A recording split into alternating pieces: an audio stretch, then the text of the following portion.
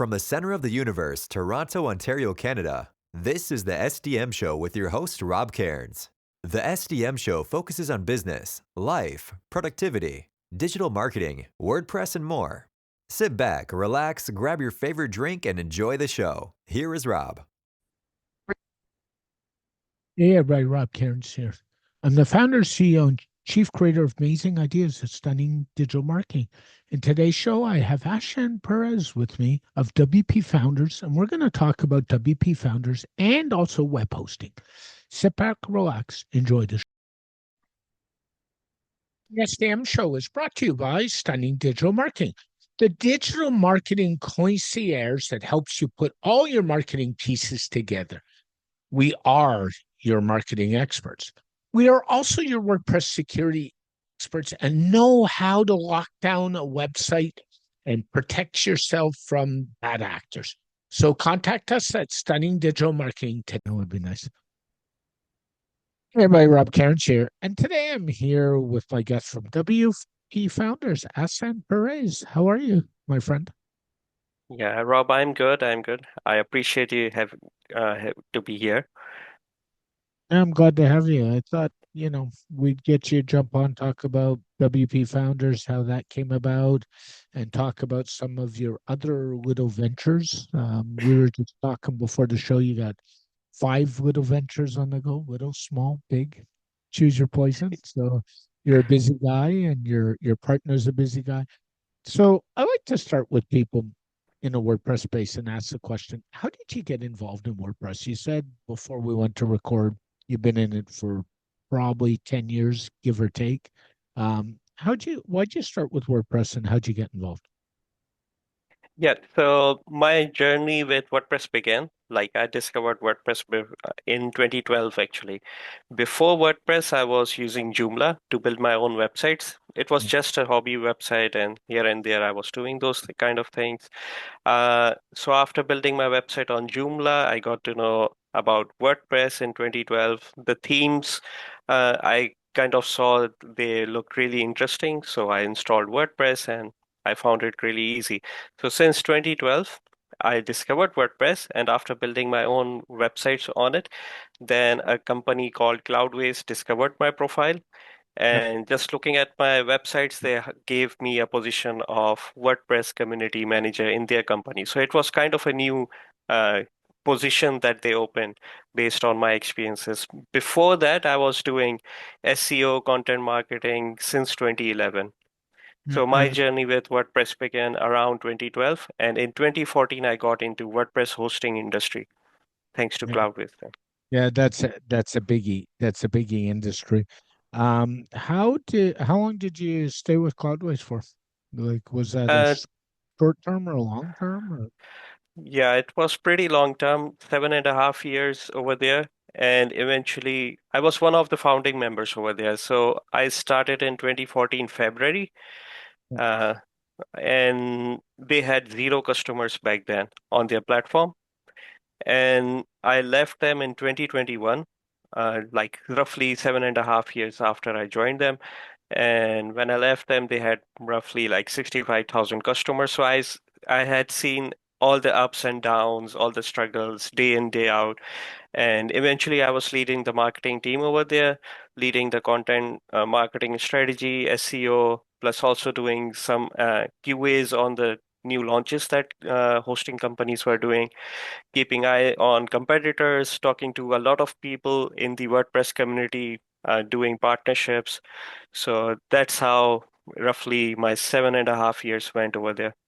yeah, it's interesting. You say marketing team, and it's hard to teach a lot of web designers and web developers that a website is only part of the marketing building blocks, right? I mean, they assume it's not like it used to be. I was going through this with a client recently who's old school. Oh, I built a website and I'm getting no traffic. And it's like, do you not realize that strategy is so 10 years ago or 15 years ago? Um, wouldn't you agree a website's only part of the marketing toolbox? Yeah, definitely.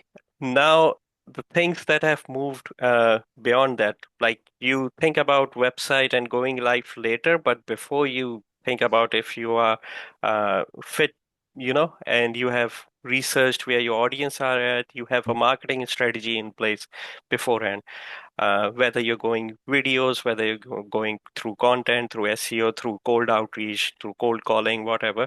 So you need to have that in place, and then you think about building your landing pages and everything. So that's what I think of we are currently at. And I still think there's a place in this industry, in marketing industry. We're talking for email marketing. I still think email marketing still rules a little bit. People think, oh, that's so 5 years ago, but then I look at some of the work I've done with clients, and they're getting great open rates. So I think people need to be not so quick to discard that out of the toolbox either. Yeah, email marketing still is the best, I would say. If you have the right, data, you're directly connected to a concerned person, and if you are able to reach out to them on the right time, like if you identify an issue in their marketing strategy or their website, and you let them know how you're going to help them and reach out to them, you're going to get good open rates and, callbacks. So yeah, email marketing still is a very good channel. But you have to be careful because of all the policies in place right now. Oh, So you have to be very don't I careful. know it? You can either deal with the EU if you're in Europe, you can deal with the CRTC, which is like the FCC in the US, in Canada, or the SCC in the States. And in the States, you've got, in the US, we're talking, you've got all the what do you call policies? The local state policies. In Canada, they're all national policies, but and it's hard because the policies change from area to area. They're not there's no one size fits all with policies. I hate to tell people it's choose one and be done. Um WP founders. Yeah, how did you guys come across the founding WP founders, and how did that come about? Yeah, just like I said, well, I was talking about my time at Cloudways, Yep. where we were talking to so many people in the community. So my team's goal was to market within the WordPress community. So we were sponsoring events, doing online events, or talking to people, sponsoring them, and eventually, running an interview series. So interview series started back in 2014, and we kept it ongoing. So WP Founders was born out of that idea, but only focused on success stories of WordPress company owners. So back then we were interviewing everyone, whether you are a contributor, whether you are a marketer, whether you're a website builder, an agency owner, or an employee within an agency or a product. We were talking to you, everyone uh, uh, involved in WordPress community. But WP Founders was a standalone project that my partner Mustasam thought about. How about we build this? So we started that. So it started back in 2020, only focusing on interviews and success stories of founders. The main objective of doing that was uh, there's a problem within a WordPress community, like we aren't able to attract newer generation to this platform, Agree. and there are so many opportunities when it comes to doing online work within WordPress, whether you make products or provide services. So our idea was, let's build this place up, have success stories of companies publish, and uh, if somebody reaches that, a newer generation or somebody relevant, he can learn from, relevant people. So it was all about, encouraging new entrepreneurs within the WordPress community. So we have been keeping at it since 2020. We are roughly around 130, 140 interviews published. So it's a good resource now. Yeah, it is, and So, I had the pleasure of doing one for you guys last year, yeah. and really enjoyed it. And I think you're doing a good job. You also have a really good newsletter talking about founders and sharing podcasts and similar things. So if people are looking for a good all, but it's different than the typical newsy newsletter. Like I think about the vendors WP Weekly or something like that. It's not meant to compete with that or WP Minute. It's more a founders type overview, which is really cool. And I would encourage anybody to go over and subscribe to that newsletter because it's a good way to keep up to date on who's doing what in the community, right? So, Yeah, for the newsletter part, we really wanted to keep things different from other newsletters because you get the news from so many newsletters. WP Weekly is obviously good. The repository is very good. good. Then there is WP Content, WP Mail. All of these are good, but we wanted to focus on let's do some inspirational stuff from the interviews, extracts from interviews of the founders. So we place those if those founders who have contributed on our website, we also keep an eye on their products and services. If they have an update, we include that.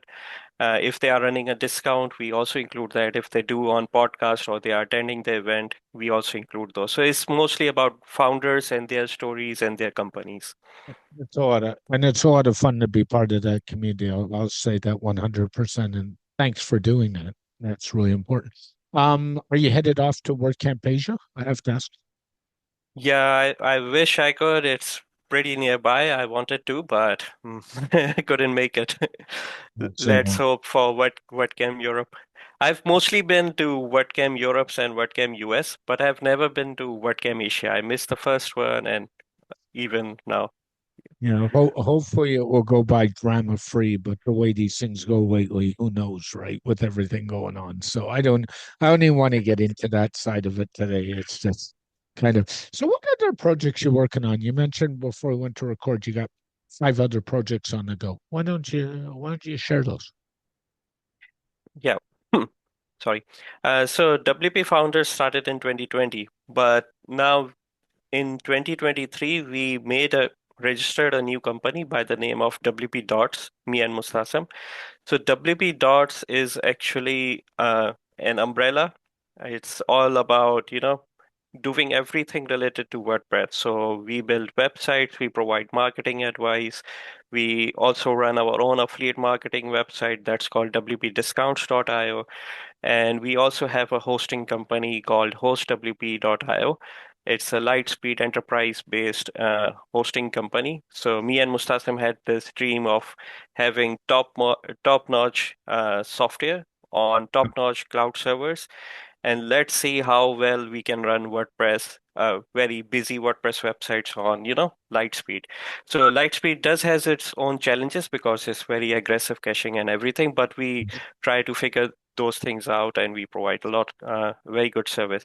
So there are 5 projects: checkwp .io, wpwriters .org. So these are our agency side of things. Then we have 2 content websites, wpfounders.com and wpdiscounts.io, and a hosting company on our own. Yeah, So hosting companies have their challenges. How are you finding competing? Like that space is very crowded, right? Is a good way to put it. You've got all the big boys in there. You've got all the agency resellers in that mess. How do you compete in that space? It's pretty crowded. yes, it's very competitive, and we were very confident. Like me and Mustasam, we were very confident because we have been involved in WordPress and hosting industry for like 10 years and so on. So we were confident in our marketing. We had to find clients. We had a lot of good friends in the industry. So a lot of people are that we knew have brought their smaller sites or mid-level projects over to us. So that's one success. But finding clients organically who don't know us has been really challenging. So if you go on communities and groups now, the moderation is really high. Even though people know us, they still say like you cannot, self-promote a Yeah, newer brand. But if you are saying like Rocket.net, Nexus, or Cloudways or whatever, they let it slip. But if you have a newer brand, and even though you are self-known, so it's a little bit, difficult to market like it used to be. So, and then again, we also know a lot about SEO and content marketing. That channel has been slow as well because Google has changed so much with AI and everything. oh yeah. The crawl rates and ranking, it takes a lot of time. So it's difficult. Marketing a hosting company is getting difficult. Yeah. What I would say too is, as somebody who co-manages probably the biggest LinkedIn WordPress group, um, I know in our group we do not we have over 10,000 members. I think we're going on about 14,000. right now. We don't allow any self promotion except on specialized posts occasionally. So and it doesn't matter if you're a hosting company, if you're a developer, if you're a designer, it's amazing. People write great posts and then it's buy my service. And it's like, no, you're, I would have let it go until I saw that call to action. And then it's no can do. So we have, and the reason is, frankly, a lot of these groups would become kills for buy my service. And that's not what we're trying to promote, really, is it? We're trying to promote helping people and doing the right things instead of shovel, shovel, shovel. Yeah, that's the thing. People are now tired of, it's such a nice post, you're helping people out, and then there's a CTA, call to action to my service. That's a turn off. But if you are able to help someone for free, that's much better approach. And you keep your service out of, groups and public groups and everything. Yeah. So things have changed. Yeah. Managing a smaller hosting company, that's got to have some support challenges with only two of you managing it. How do you deal with the support side of it? Yeah, so for support, since in hosting company you have to be, present 24/7, has to be on live chat, on email, approachable via different channels. So we do operate 24/7. So there are three people currently who do this, support on host WP, Yeah. and we rotate between us. So I'm actually taking care the morning shift in my own country, like I'm in Pakistan. So Yeah. my morning is night in US. So I take care of that shift. The mornings in US, Mustasam takes care of it, and then there's another guy who overlaps with him.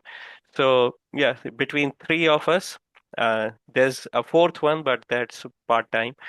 So we kind of rotate, but it's hectic at times. Uh, you get support requests at odd times. Like there was one time I just entered a restaurant with my family and there was nobody on the chat. So a person came in, so we are on mobile phones and we carry it. But if your client is asking for support on their website, really need to be on in front of a PC to work on that.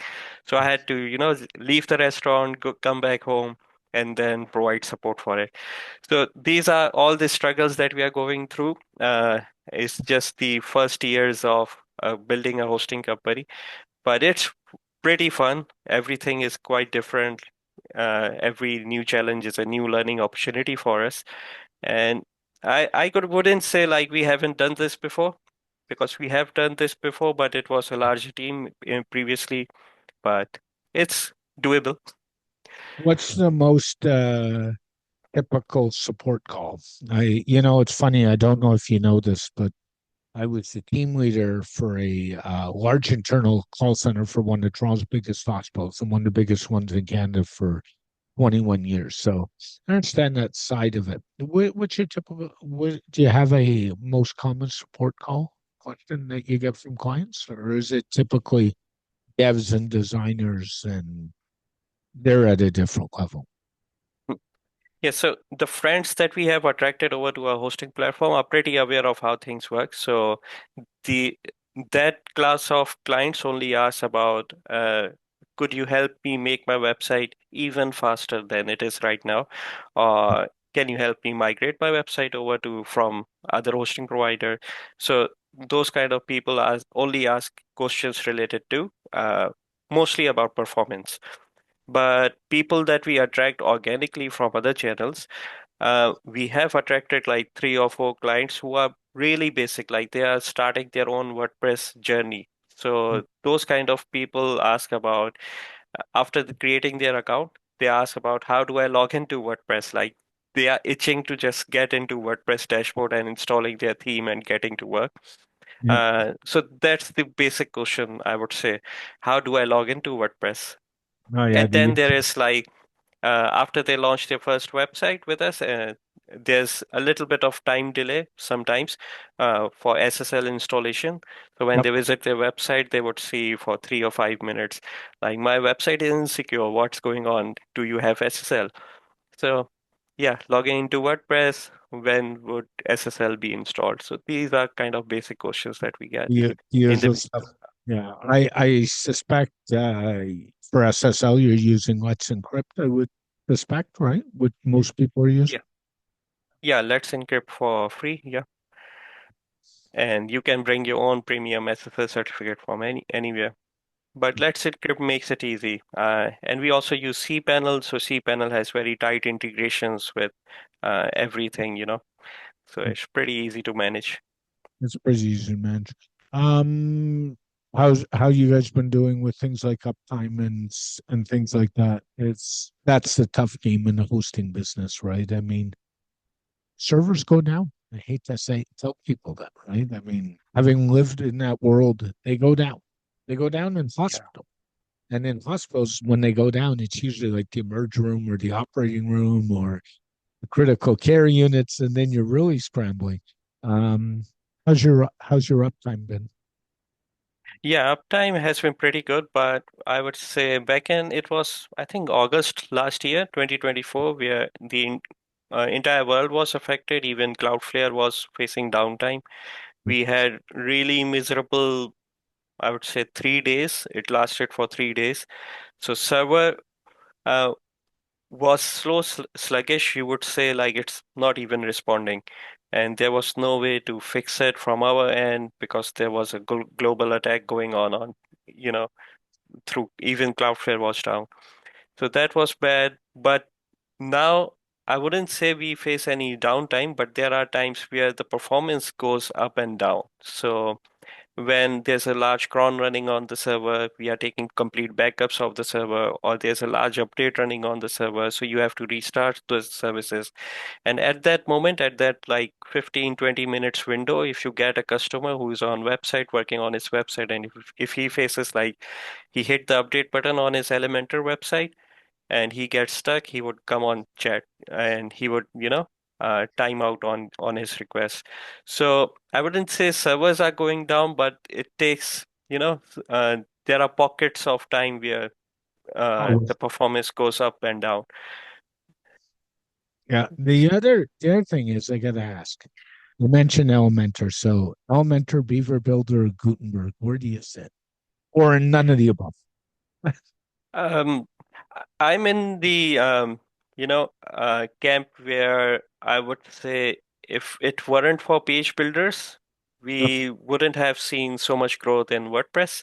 I I agree. was, yeah, back in 2016, actually, uh, I was one of the first reviewers of Elementor. So Elementor team back in when they were beta in 2016, I remember they approached me.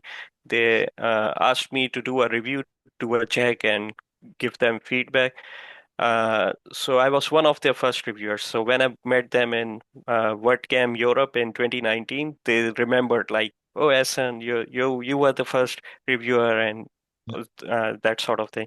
So from that moment on, I was pretty, happy like these kind of builders are coming in B because in 2012 I had to, if I needed to add a column, sidebar, or anything on my theme, I had to go in the code and do all sort of those things. So Mm. I'm not a programmer, but I understand code. So I like doing that, but it was too time consuming. So Is Elementor is good, but if you ask me, currently I'm more towards bricks builder. So oh, I'm you're a bricks you're builder fan. Yeah. you are, Yeah. and I made a decision long time ago, about 5 years ago now, to go to Gutenberg with cadence roots. So, but let's face the fact, Hassan, Gutenberg is a page builder. Mhm. People need to stop not calling it a page builder. It's a page builder. And I don't know. I've never shared this with you, but one of the first page builders I ever played was the old Headway themes. If you remember Headway back in the day, it was a page builder that was miles ahead of its time, and that was one of the reasons it didn't catch on because people weren't ready for it at that time. Now people are all in bricks is pretty popular. There's still some people running the old WP bakery. Can you believe that out there? Mhm. I've got some clients still running it. I wish they'd move, but that would cost money and they don't want to spend. So, you know. Yeah. So there's some of that kicking around. Um, as a web host, I have to dive into security. I can't avoid that topic. So you got to have some challenges with security and with all the bots running around and all the problems. You get a lot of them, or is it calming Y- down? I think it's getting worse with AI personally, but what's your take? Yeah, and these AI and the tools that run these audits, they send so many bots to the website, so it's nearly a small attack on a website, you could say. So, uh, well, you can't block those, but you can, block attacking IPs that are over there. So, as for security, what we think is you have to be prepared beforehand rather than after the attack happens, because once One the attack hundred happens, percent, one yeah, hundred percent agree. if the attack happens, if somebody takes over your website, it's on your website. So, if the attack has happened, it's a very tiresome, gruesome cleanup job Yeah. unless you can restore to a previous backup. But I felt like clients leave their websites for like 3 or 4 days, even more, and then they are reluctant to even restore their backup. But that's the only way out. So I Yeah. was saying like you have to have hardening rules in place. So Yep. on host WP we use CP guard. So CP guards is pretty good. It blocks bots, common bots, even scans for malware, informs for file changes. It has very good rules for WordPress even. So it knows what are WordPress's core files. If they happen to change, it's going to alert or stop the attack, and it adds a restore point easily. So on server side of things, we have CP Guard protecting all our clients, uh, automatically scanning and everything, and every basic security is taken care of. For the website side of things, we do recommend people using a security plugin, whether they are using PatchTech or WP Security Ninja or Solid WP, whatever they fancy, at least have that. So don't, just have a WordPress website running without a security plugin. Just have those rules in place just in case, Yep. if I would somebody, agree. yeah, breaks in. I would agree with you. We typically run solid WP. For those who don't know, solid WP actually uses PatchStack's backend. They use their database, so that's kind of. I think Oliver Sid and his team do a really good job over at PatchStack. So, and I know many of them, so that's kind of our route. The other thing I would say is that web hosts don't do a good job, but I would say to any site owner, you should probably be doing backups at the host level and at the site level. So I like to do both because I don't like my eggs in one basket. Being an old enterprise healthcare guy, I think that's really important. And the other thing to do too is test those darn backups. Too many times have I been in with a client and they'll say, "Oh, I got infected yesterday. Great. Do you have backup?" Yeah. And then the backup's bad. And they haven't looked at, "Oh, I thought it should work." And honestly, if you're not testing backups, it's like throwing darts at a dartboard blindfolded. You might hit, you might miss, right? You need to test those backups. And I think that's part of the problem. I would tell, and it's no reflection on host WP. I would tell anybody do the backups at the site level, but also do them at the host level. Do both and do them every day because the time from piece of malware or a vulnerability being discovered to the time enacted is now down to hours, not weeks or days, right? Yeah, yeah, it happens instantly. Like, uh, if there's a point of entry, if your website gets compromised, Yep. and if the backup happens, your backup is useless as well, unless you have a backup like previously or non-infected backup that is days, gone in some cases. But yeah, like you were saying, have multiple backup tiers. That's what I also preach. Like on host WP, we do offsite backups on other cloud servers. But if Yep. you're running your own backup policy, backing up in your own Dropbox or Google Drive or whatever, that is even a safer route. Yeah, I actually back up client sites to a Synology NAS, which I have on site, and then I have a Synology NAS off site. And the two Synology is kind of cool. They have software that you can set it up to sync between two NASs. So Hmm. it actually will sync off-site. So there's that beauty of it too. So that works out really well. The other thing I would say too is what people need to do is your hosting company, in your case, Host WP, is only part of your security solution. You got to do some stuff on your own. And if you're a site owner watching this, I would say you should be employing somebody besides yourself to do this stuff for you. And you'll say, oh, that's not money. But if you go down, you're going to be down for days. If you're employing somebody, you're probably going to be down for a couple hours, maybe. And I would even go so far as say is if you're doing an e-commerce site or have an e-commerce site, daily backups on an e-commerce site are not enough. I can't tell you how many times I've had to resurrect the sales table in WooCommerce manually because the client only had a backup from 2 days ago and the sales don't match. And that is just fun. Not.